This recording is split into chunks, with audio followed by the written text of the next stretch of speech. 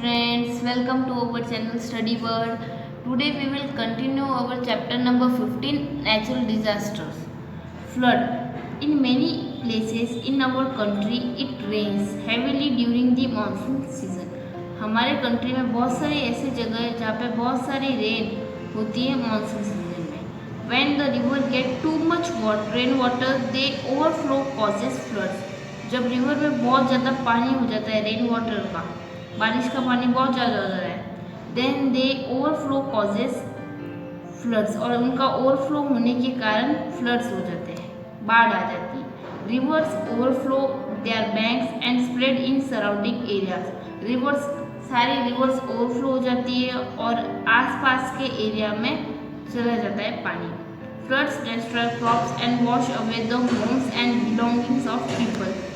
बाढ़ आने के कारण उनकी क्रॉप भी डिस्ट्रॉय हो जाती है और उनके घर और उनकी दूसरी चीज़ें को भी साथ में वॉश कर लेती है.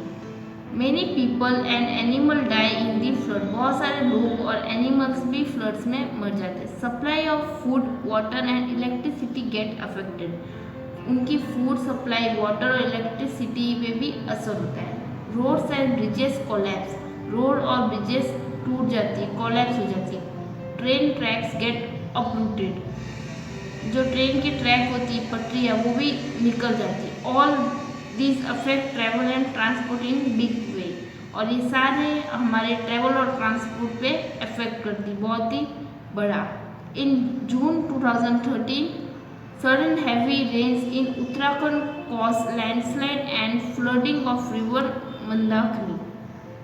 2013 के जून में उत्तराखंड में बहुत ही तेज बारिश हुई, जिसके कारण लैंडस्लाइड हुआ और रिवर मंदाकिनी फ्लडिंग हो गई, यानी ओवरफ्लो हो गई, जिसके कारण बाढ़ आ गई. As a result almost 5000 people lost their lives. इसके कारण 5000 पीपल से भी ज़्यादा लोगों ने अपने घर और अपनी लाइफ गंवा. Cyclone. A cyclone is a strong storm over a sea or ocean. Cyclone एक बहुत ही तेज आंधी है जो सी या ओशंस के ऊपर होती है. It is accompanied by strong winds and heavy rainfall in coastal area. इसके साथ बहुत ही तेज हवाएं और बहुत ही ज़्यादा बारिश कोस्टल एरिया में होती है. The strong winds cause high waves in the sea and destruction on land, while heavy rains causes flooding in coastal areas. ये बहुत ही तेज वेव्स होती है जो सी से आती है और लैंड के ऊपर डिस्ट्रक्शन करती है, यानी तबाही हो जाती है. वाइल हैवी रेन यानी तेज बारिश के कारण कोस्टल एरिया में फ्लडिंग यानी बाढ़ भी आ सकती है. Scientists forecast cyclones by analysing information from satellites and radar. Scientist forecast करते थे साइक्लोन के बारे में और सैटेलाइट से इंफॉर्मेशन भी एनालाइज कर लेते, पता लगा देते. In such a case, warning is issued so that we can prepare and take precaution. ऐसी स्थिति में एक वार्निंग भी इशू कर ली, यानी वार्निंग भी दी जाती है ताकि हम एक प्रिपरेशन कर पाए और हम कुछ प्रिकॉशंस भी ले सके. What to do when a flood or cyclone occurs. हमें क्या करना चाहिए अगर फ्लड या साइक्लोन आ जाए. During a flood or cyclone, do the following. Flood और साइक्लोन के टाइम पे हमें कुछ बातों का ध्यान रखना चाहिए. First, listen to the radio और watch television regularly for warning and advice. सबसे पहले हमें रेडियो सुनना चाहिए और टेलीविजन देखना चाहिए रेगुलरली ताकि हमें वार्निंग और एडवाइस मिलती रहे. Second, keep enough stocks of food and fresh water. हमें अच्छा खासा फूड का और फ्रेश वाटर का स्टॉक रखना चाहिए. Third, keep a first aid kit ready for an emergency. हमें एक फर्स्ट एड किट रेडी रखना चाहिए किसी भी इमरजेंसी के लिए. Also keep a radio, torch, match boxes and candles handy. इसके साथ साथ हमें एक रेडियो, टॉर्च, मैच बॉक्स और कैंडल्स भी रखना चाहिए. Fourth, if there is a cyclone warning do not go into the sea. अगर हमें साइक्लोन वार्निंग दी गई है तो हमें सी के पास नहीं जाना चाहिए. Move to a safer place such as cyclone shelter if necessary. इसके बजाय हमें एक सुरक्षित जगह जैसे साइक्लोन शेल्टर में जाना चाहिए अगर ज़रूरी हो. Droughts are long periods of little or no rain water in a region. Drought इसमें लंबे समय तक बारिश नहीं होती है या बहुत ही कम होती है किसी भी रीजन में, किसी भी जगह में। During a drought water bodies dry up and crops fail to grow. Drought के समय सारे वाटर बॉडीज होती, सारे वाटर के सोर्सेज है वो सब सूख जाती है और प्लांट्स भी मुश्किल से उग नहीं पाती है। This leads to shortage of food, इसके कारण फूड की भी शॉर्टेज होती है। When severe scarcity of drinking water and food leads to starvation among human beings and animals, the condition is called famine. Scarcity का मतलब होता है shortage.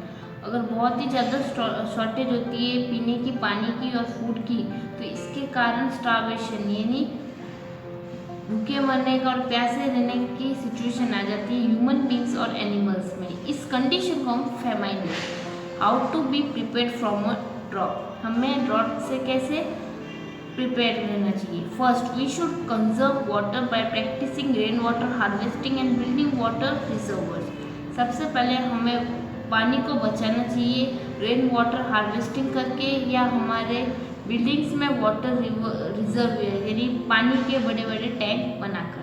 Second, we should develop proper irrigation system for our agriculture land. हमें एक अच्छा irrigation system develop करना चाहिए हमारे एग्रीकल्चर लैंड पे। Third, we should grow crops that do not need too much water. हमें ऐसे क्रॉप्स उगाने चाहिए जिन्हें ज़्यादा पानी की ज़रूरत नहीं होती। सम such crops are sorghum, millets and maize and support. It is extremely important to provide help to people who have been hit by a disaster. सबसे इम्पोर्टेंट थिंग ये है कि हमें उन लोगों की मदद करना चाहिए जो डिजास्टर से हिट चुके यानी सफ़र कर रहे। Government set up relief funds to which we can donate money. Government ने भी कुछ रिलीफ फंड बनाए हैं जिसमें हम मनी को डोनेट कर सकते यानी पैसे को दान कर सकते। These immediate steps that must be taken to reduce the suffering of people are, कुछ immediate steps हमें ध्यान रखना चाहिए ताकि हम लोगों की परेशानी को कम कर सकें। First, to look for and rescue people who are trapped in affected building और एरिया। सबसे पहले हमें ये देखना चाहिए और लोगों को बचाना चाहिए अगर वो किसी अफेक्टेड बिल्डिंग या एरिया में फंसे तो नहीं है।